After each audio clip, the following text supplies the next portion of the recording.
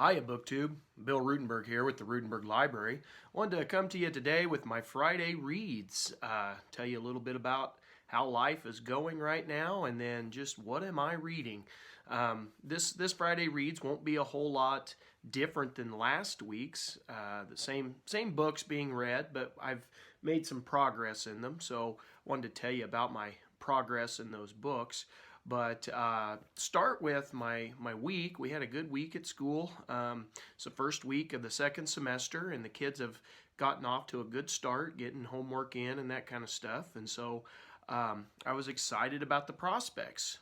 Well, that is up until yesterday. We had weather move in, and here I am sitting at home. I haven't gone up to school yet, getting ready to get my online stuff all ready to go because we have had a blizzard move into the Midwest, or we've been told it's called a blizzard anyway. It doesn't look like I haven't ventured out in it yet, but doesn't look like a ton of snow, a few inches of snow, but the wind is blowing pretty good, and it is blowing it all over the place. And so yesterday the school decided to call off school for today because we didn't want the buses and everything out in this weather and the kids out in the weather. And this is where I guess remote learning really comes in handy, where I've struggled just like everybody else across the nation with everything going remote.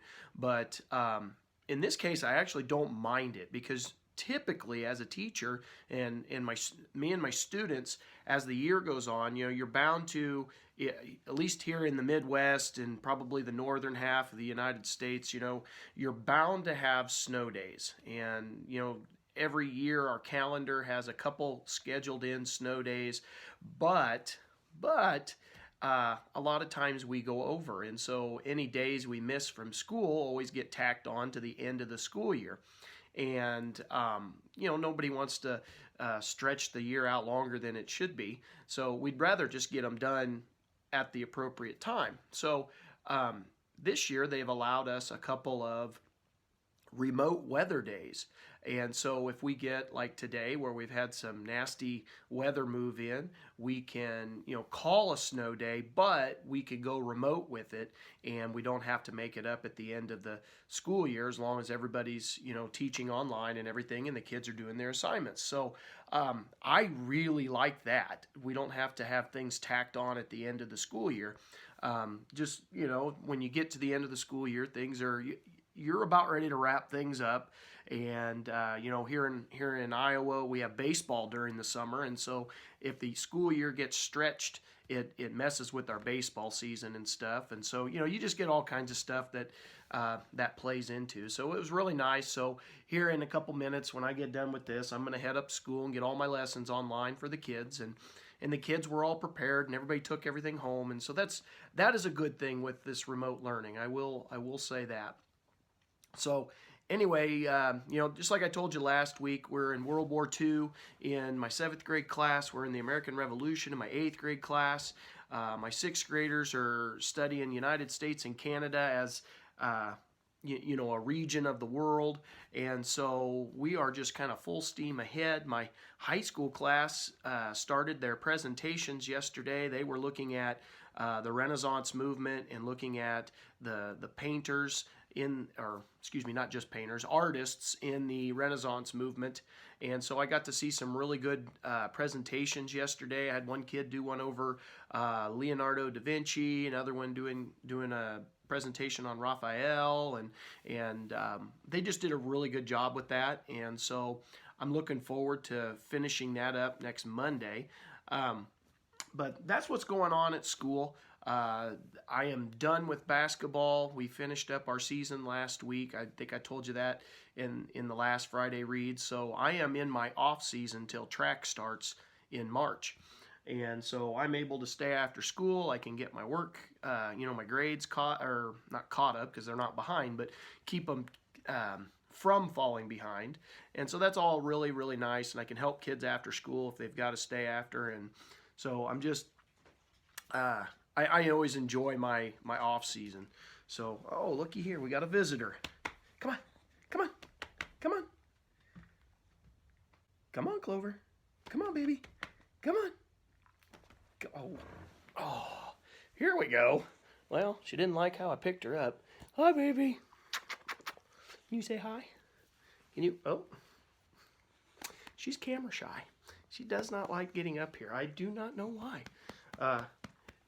She just got up. I'm guessing she's like, leave me alone and take me outside and go to the bathroom.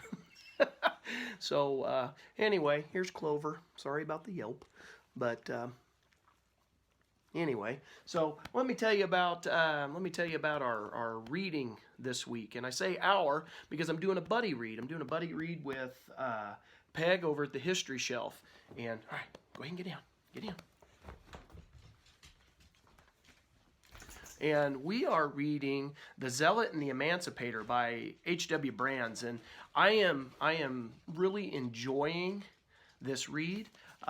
It started off a little bit slow, but it has really picked up pace, and I'm about halfway through the book. I've been reading about 2 chapters a day. That'll make it, because we kind of planned this for a month-long read, and so 2 chapters a day pretty much puts us right at the end of the month. And I'm just enjoying our conversation back and forth. Peg and I's conversation on Voxer. We've been talking about different things that are coming up with John Brown and Abraham Lincoln, and how H.W. Brands is presenting that, and just what our thoughts are with these 2 guys who dealt with the slave issue in totally different ways. And it's very, very interesting. And when you look at just the 2 individuals themselves and the context of everything going on at the time period, it's been very, very interesting. And so in the book right now, I have just finished up Abraham Lincoln. He lost the 1858 debate with, or no, not the debate, excuse me, the election, the 1858 Senate election with Stephen Douglas, and now he's starting to set the groundwork for a run at the presidency. He's had some people, ask him, "Have you thought about being president?" He's playing, he's being coy and saying, "Well, I don't know. There's other guys," and but he's really setting the groundwork for his run at the presidency. And John Brown, of course, is in the middle of his. He's a radical guy if you're not familiar with John Brown, and he got done with all of his, like the Potawatomi Massacre and all of the Civil War that had broke out in the state of Kansas. And I just got done this morning with he gathered his troops, if you want to call it that, his little band of guys, and they went to Harper's Ferry and tried to take the armory. And Robert E. Lee and Jeb Stuart, the last thing I got done reading, they just went in, and he has been captured. And so this is getting good. Of course, John Brown, I'm guessing, is going to leave the story here pretty quick, because he, of course, is going to be put on trial and found guilty. And I mean, it was a real quick trial, and of course they're going to hang him. But he just got captured. That's where I'm at in the reading, and I'm enjoying how Brands is comparing these 2 polar opposite people and how they deal with slavery. And he's also done a really nice job looking at Abraham Lincoln and how he views the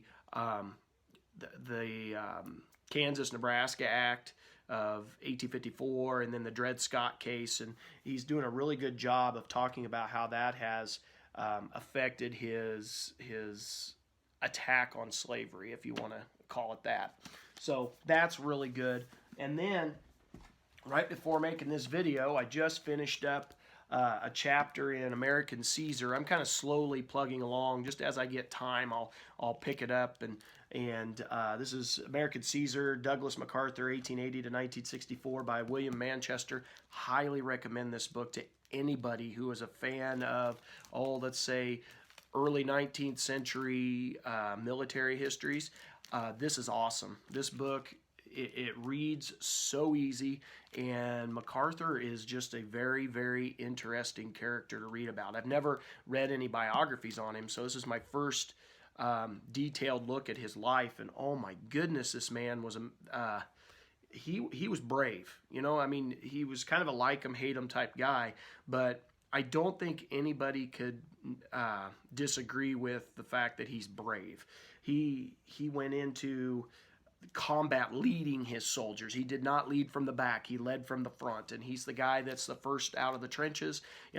So I guess I need to tell you, we just got done reading, or I just got done reading about his combat experience in World War One, and he got promoted through the ranks from colonel to brigadier general, and he won like 7 silver stars and a distinguished service medal. There was a whole bunch, I'm not going to remember them all, but there was a whole bunch of medals that he won during World War One. It was extremely impressive, and that's where I'm at.